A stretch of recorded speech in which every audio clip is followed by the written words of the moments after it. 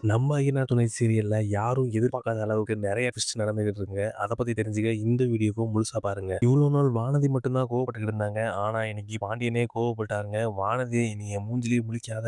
நானும் எங்க வீட்ல இருந்து யாருமே உன்கிட்ட இனி பேச வர மாட்டாங்க. இங்கேருந்து போயிரு" அப்படின்னு சொல்லிடுறாரு. வானதியும் கோவப்பட்டு போயிடுறாங்க. பாண்டியன் அன்னைக்கு வேலையெல்லாம் முடிச்சுட்டு நைட்டு வீட்டுக்கு போறாரு. பாண்டியன் செம கோவத்தோட தாங்க வீட்டுக்குள்ள போறாரு. இந்த சோழன் எதுக்காக வானதி கிட்ட போய் பேசினா தேவையில்லாத விஷயம் அப்படின்னு கோவமா போறாரு. வீட்ல சோழன் பல்லவன் கிட்ட பேசிக்கிட்டு ஜாலியா உட்கார்ந்திருக்காரு. அந்த டைம்ல தான் பாண்டியன் கோவத்தோட வீட்டுக்குள்ள என்ட்ரு ஆகுறாரு. பாண்டியன் நேரா சோழன் கிட்ட போயிட்டு, "நீ என்ன பெரிய பொறுப்பு பொறுப்பா?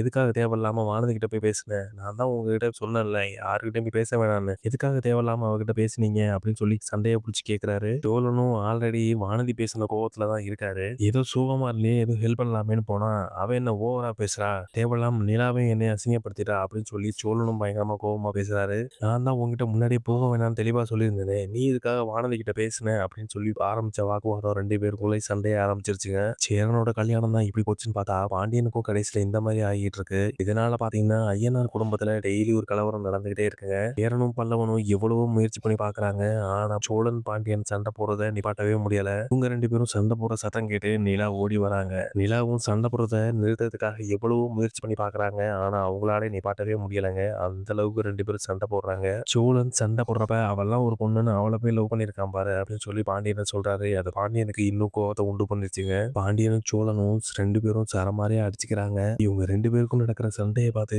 நிப்பாட்ட முடியாம நிலா வீடே இடிகிற மாதிரி நிப்பாட்டுங்க அப்படின்னு சொல்லி கத்துறாங்க. நிலா கத்துனதுக்கு அப்புறம் தான் அவங்க சண்டையே நிப்பாட்டினாங்க. நிலா பாண்டியன் கிட்ட நேரா போய் பாண்டியன் சோழன் மேல எந்த தப்பும் இல்ல.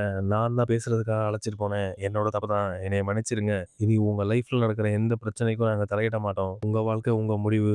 நீங்க நல்லா இருக்கும்னு நெனச்சு தான் நாங்க போய் பேச போனோம். ஆனா அது தப்பா போயிருச்சு. என்னைய மன்னிச்சிடுங்க அப்படின்னு சொல்லிட்டு நிலா பாண்டியன் கிட்ட மன்னிப்பு கேட்குறாங்க. நிலா அப்படி மன்னிப்பு கேட்டோனயும் பாண்டியன் உடைஞ்சு போயிடுறாரு. நாம தானே நிலாவ வானதி கிட்ட பேச அழைச்சிட்டு போனோம். ஆனா இங்க என்ன இப்படி மாத்தி சொல்றா அப்படின்னு சொல்லிட்டு சோழன் ரொம்ப ஷாக்கிங்கா நிலாவ பாக்குறாரு. நிலா பேசின பிறகு எல்லாரும் அமைதியாயிடுறாங்க.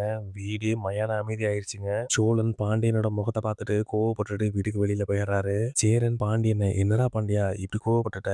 சரி விடு கொஞ்ச நேரம் அமைதியா இரு. இத பத்தி இப்போதைக்கு பேச வேணாம் அப்படின்னு சொல்லி பாண்டியனை ஆறுதல் படுத்துறாரு. எல்லாம் பேசின உடனேயும் பாண்டியனுக்கு மனசு உறுத்த ஆரம்பிச்சிருச்சு. அவசரப்பட்டு நம்ம நிறைய கோவப்பட்டுட்டோமோ அப்படின்னு யோசிக்கிறாரு. தேவையில்லாம சோழனையும் போட்டு அடிச்சிட்டோம் யோசிக்கிறாரு. சோழன் கிட்ட மன்னிப்பு கேட்கறதுக்காக போறாரு. இதுதாங்க நாளைக்கு நடக்க போறது. ஐயனார் துணை சீரியல் அப்டேட் உடனே தெரிந்து கொள்ளனா மறக்காம சீரியல் எக்ஸ்பிரஸ் சேனலை சப்ஸ்கிரைப் பண்ணிக்கோங்க.